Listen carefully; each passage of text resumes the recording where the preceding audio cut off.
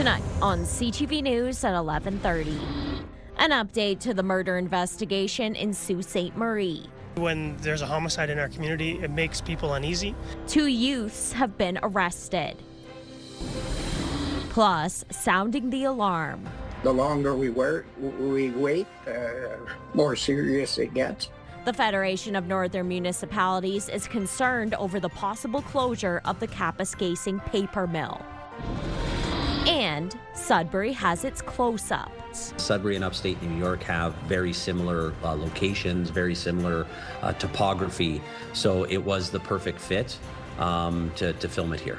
The city was the filming grounds for a movie premiering at Cinefest this week.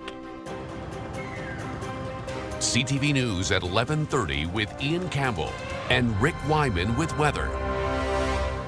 Good evening. Thanks for joining us. Ian is off tonight. Let's start in Sault Ste. Marie, where police have made 2 arrests after a homicide over the weekend. As CTV's Corey Nordstrom tells us, the 2 accused are teenagers. A major update in the Sioux's 3rd homicide of the year, just a day after a large police presence on McNabb Street. The investigation led detectives to executing a few search warrants on Tuesday. As a result of those search warrants and the investigation that took place, 2 youth were arrested and charged in connection with the homicide that took place over the weekend. A local 15-year-old is charged with 2nd-degree murder and a 16-year-old with accessory charges. Police say the 15-year-old was located in the 300 block of Bay Street, with the 16-year-old arrested exiting a residence near the site of the search warrants Tuesday morning. Police have confirmed that the victim was a 23-year-old who is known to both of the teens. When there's a homicide in our community, it makes people uneasy. So the fact that officers have located 2 people and have charged them in relation to this homicide is information that's important that we get out to the public as quickly as we can. It was also important that we were able to notify the public that the victim was known to the accused. So that was information we wanted to make sure we did get out to the public as soon as we could. Police officials are still keeping a number of details of the case to themselves, as this is still an ongoing investigation. Corey Nordstrom, CTV News, Sault Ste. Marie. 2 14-year-olds were charged last night in the Soo after police officers were assaulted. The pair were at a residence in the 100 block of Woodward Avenue and refused to leave the property. When police tried to physically remove them, the teens resisted, assaulting the officers and causing minor injuries. The 14-year-olds were arrested but later released. Still in the Soo, police arrested a 35-year-old man after a weapons complaint. Police were called to the 300 block of Elizabeth Street, where a man was reported to be in possession of a firearm. A handgun was found along with some ammunition. The 35-year-old faces 5 weapons-related charges. A commercial vehicle driver is facing multiple charges after a traffic stop in Hearst yesterday. OPP pulled the 27-year-old driver over for using a mobile device while behind the wheel. A witness reported the driver and passenger switched seats while the vehicle was in motion.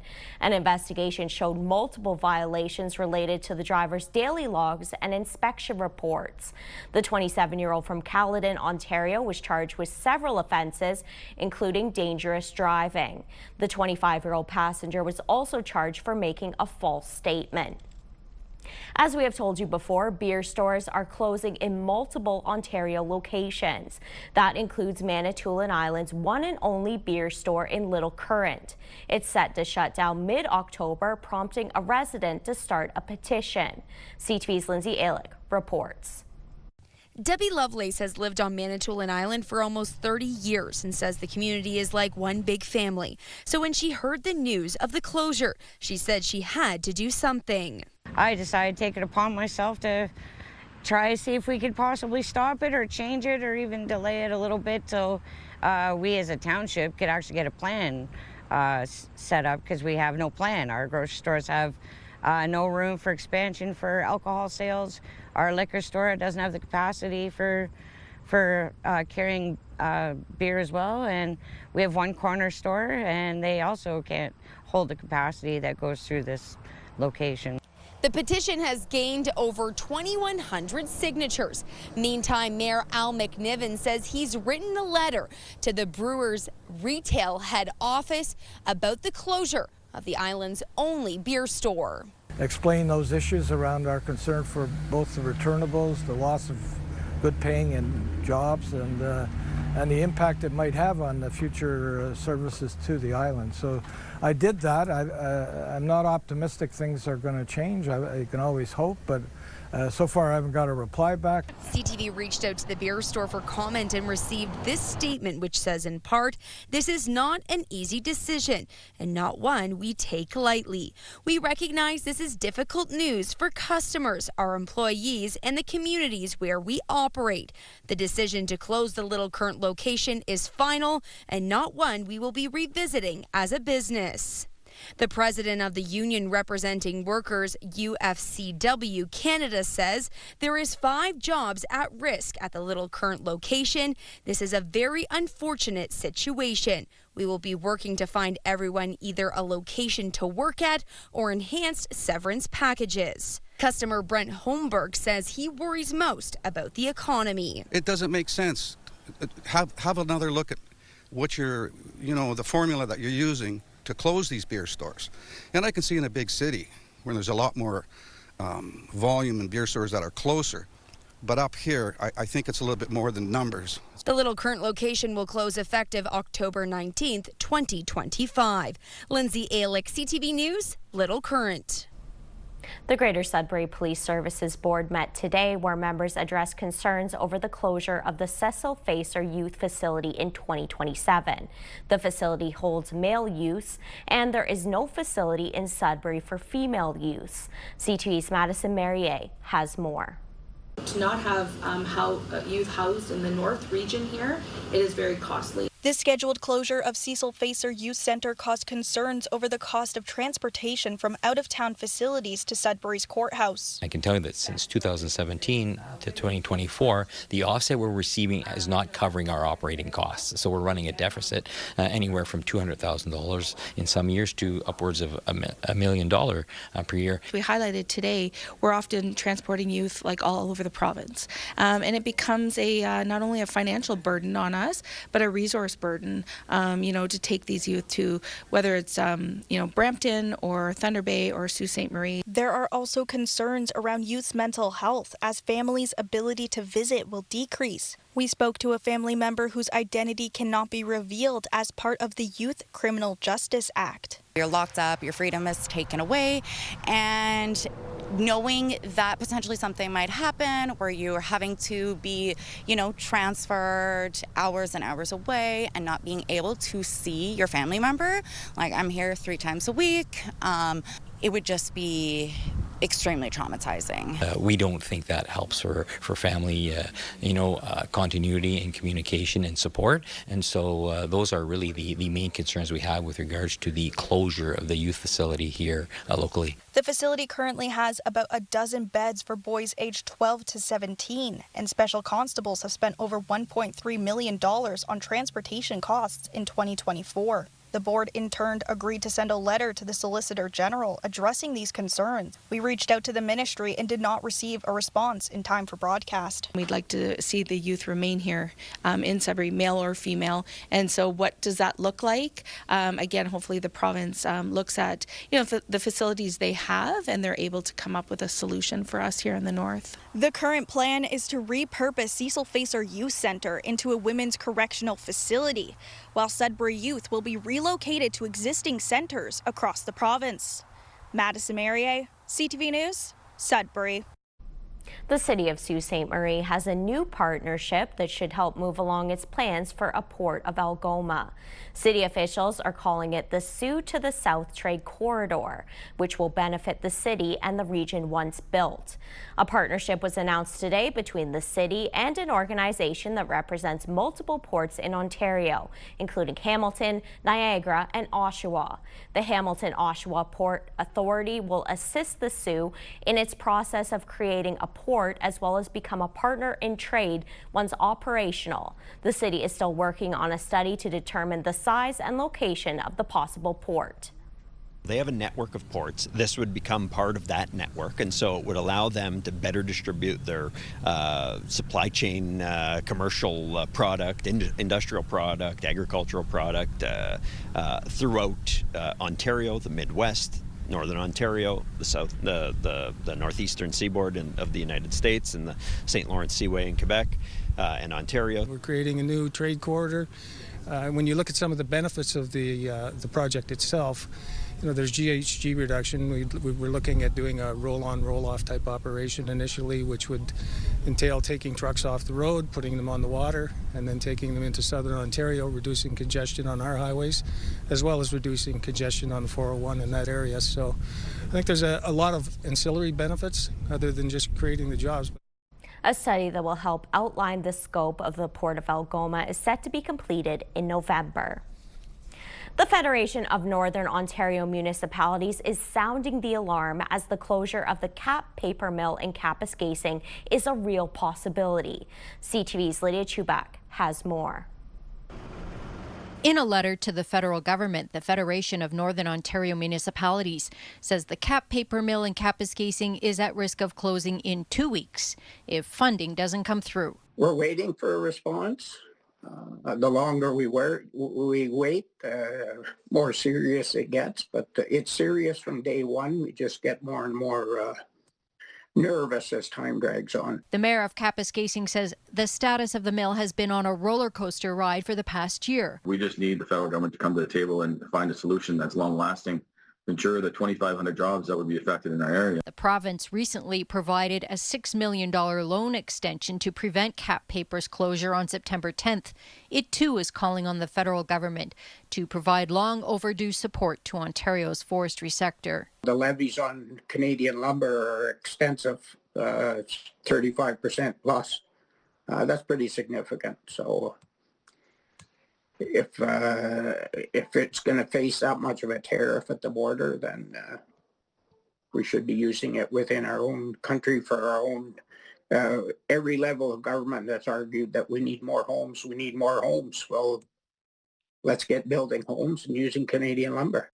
Mayor Plourde says if Cap Paper closes, the entire forest industry in the area will feel the impact, as sawmills will have nowhere to send their byproducts. If there is no place for that byproduct to go, then the mills cannot continue to produce because they stockpile these chips and sawdust in their yards, and it just becomes too large for them to cope with. Already it's a problem because there's less and less consumers of that byproduct. Northern Ontario municipal officials say they are ready to meet with the federal government to chart a path forward. And they add Northern Ontario could be the cornerstone of Canada's housing strategy with the right support, but the time to act is now. Lydia Chubak, CTV News, Timmins. It's time now for a short break here on CTV News. Coming up, we'll have your full weather forecast. But for now, a look at the current conditions around the regions. Quite mild out there across the board. 19 in Chapleau, 17 in Elliott Lake, 17 in Sudbury as well. Some cloudy skies across the board. Clear skies, though, in Sudbury, North Bay, and Parry Sound. Your full forecast coming up next. When you see it happen, send it to CTV News. Text 10400 from your screen to ours. Text 10400. I know it's early. We're already starting to think about the weekend, and you're probably asking yourself, Rick, what is the weather going to be like? Let's have a look at our forecast radar. For the most part, some cloudy skies for tomorrow, a little bit of sunshine, and maybe the chance of rain Saturday, Sunday, but 30–40%. We'll have to see how that plays out. Let's take a look at some of the numbers now. Over the course of the next few days, Sudbury, Nickel Belt, mainly cloudy tomorrow at 18. Friday, sun and clouds. Saturday, sun and clouds, 16, 18, not bad. That trend continues into Sunday at 20. Then we have some shower activity Monday and Tuesday, both days at 30%, 22 and 21, your expected highs. Sault Ste. Marie, Algoma, cloud clearing tomorrow, then some sun and cloud Friday at 16, Saturday 17 cloud clearing. And again, Sunday, Monday, we've got the chance of showers both days, 30%, 19 and 20. That trend will continue even into next Tuesday. Chance of showers at 19. How about Timmins, Cochrane, Kapuskasing, mainly cloudy tomorrow. Friday, sun and cloud 14. 18 Saturday, sun and cloud. Sunday, Monday, Tuesday. Here we go. Chance of showers all 3 days. 19, 22, and 21. Just a heads up. 0, your overnight low coming up on Friday. So cool right across the northeast on Friday evening.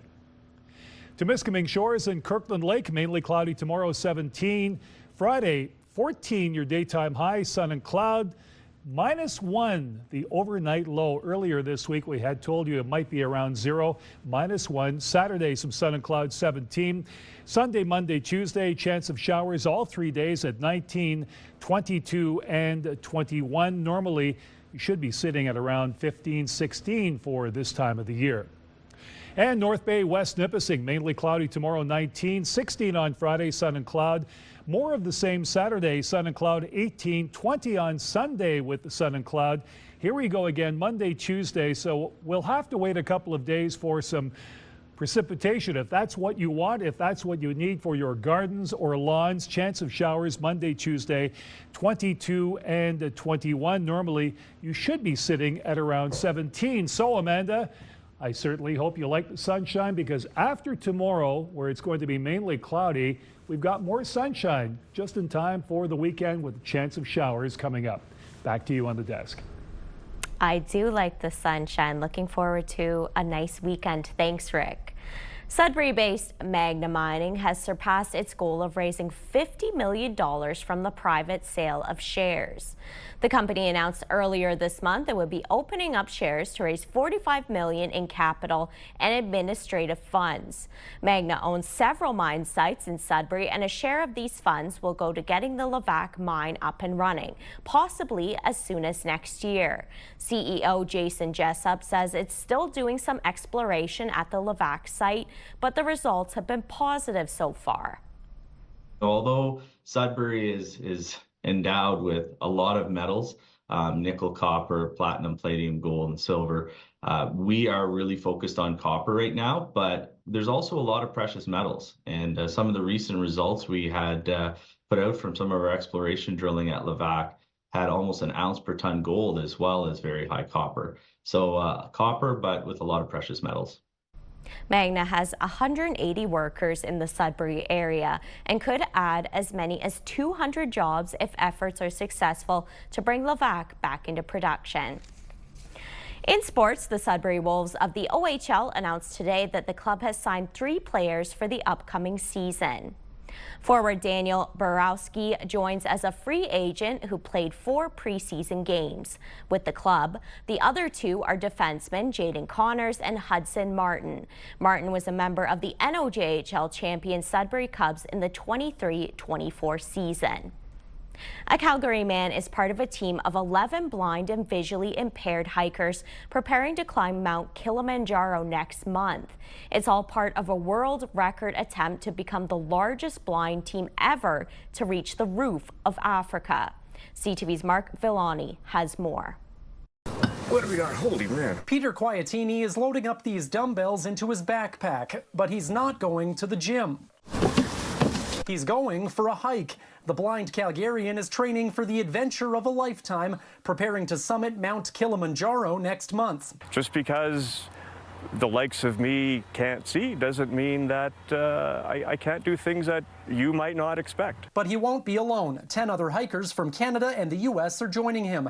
The group is attempting to break a world record as the largest team of visually impaired climbers to scale Africa's highest peak. It's a long way up, nearly 5,900 meters to the top, as part of the Lomosho route. That's been on my bucket list for years. Desiree Dion is a fellow blind hiker from Lacombe. She says reaching the summit will be a dream come true. When you see someone you don't understand, it's very easy to judge their capabilities. It's nice to be able to show people it's possible to do things in spite of differences. And other blind climbers like Tammy Adams from Toronto say traveling as part of a team will actually heighten her senses. You know, make sure you're lifting up your feet and you're aware of your surroundings and you're listening. Quietini relies on bells to listen to those around him and a hiking pole to hold on to a sighted guide in front. His wife won't be making the trip to Africa, but she's taken pride in keeping him safe during training. Communication is everything. He wants to know what he might trip over to avoid a problem. He needs to know where the trail's very narrow and he might fall off the side. My feet just have to accommodate all the variability in the trail. And although it's an adjustment, these hikers are determined to show what's possible. It does send a message that we are capable. Go for it. I mean, take the opportunity while you can. It's going to be extremely exhilarating. Mark Villani, CTV News, Calgary. That's amazing. I love that. A lot of people are attending Cinefest, the international film festival, this week in Sudbury. The city itself plays a role in one of the films set to debut tomorrow night. Details from CTV's Angela Gemmell. This may look like the Adirondacks in New York State, but it's actually Greater Sudbury. It's the setting for untitled home invasion romance. Sudbury and upstate New York have very similar locations, very similar topography, so it was the perfect fit to film it here. The film is the directorial debut for Jason Biggs, known for his role in the American Pie franchise. He also stars in the dark comedy about a struggling actor who hatches a plan to win his estranged wife back by faking a robbery with the help of his acting friend. The plan goes awry while the couple is at the family's lake house. It plays out like a really bad movie. The movie was shot in Sudbury last summer with about 80% of the cast and crew from Northern Ontario. Given those connections, Anselmo felt it was important for the movie to have its world debut at Cinefest. I'm overly supportive of Cinefest, and when they asked to want to screen this, I said this is the only place I really wanted to have the world premiere. So I'm really, really happy that we get to show this movie for the first time in our hometown and celebrate it with all the people from the community who have really supported the film industry over the years. People have been excited and just working so hard to make our industry not just successful, so it's creating jobs and things like that. That's all important. But we want to be building and creating world-class content here. Anselmo says many of the Northern cast and crew who worked on the film will be at the screening tomorrow night. According to Cinefest, there are only a few rush tickets left for the Thursday night gala film. Anselmo says they hope to release untitled home invasion romance to general audiences either late this year or early in 2026. Angela Gemmell, CTV News, Sudbury. Still ahead tonight on CTV News, transforming struggles into a harmonious new beginning. Details next. Finally for us tonight, September is Recovery Month. In North Bay, the Canadian Mental Health Association is celebrating people's recovery from addiction. CTV's Eric Tashner tells us the story of 3 bandmates who helped each other. For the Oak Street Boys, recovering from substance abuse really rocks. When Ben Levac was 14 years old, he became addicted to alcohol and drugs. He then reached out for help. I thank God that happened. I wouldn't be here without it. With a guitar in hand, he checked into the CMHA Oak Street Addiction Treatment Facility. While there, he met Aaron Simmons and Darren Hutchinson, who would eventually become his bandmates. They instantly formed a bond over their love of music. I ended up giving Darren a guitar, and for the exchange, he taught me how to play bass. They knew that together they could overcome the addiction that held each of them back. Very quickly, they became known as the Oak Street Boys, and they would often jam out for other rehab patients. Music's really good for recovery for us. It brings out an emotion chart for us. All 3 band members are now clean. When going through recovery, Levac found support from his family, the staff, and of course, his fellow bandmates. Without the people from Oak Street, I wouldn't have been able to done it.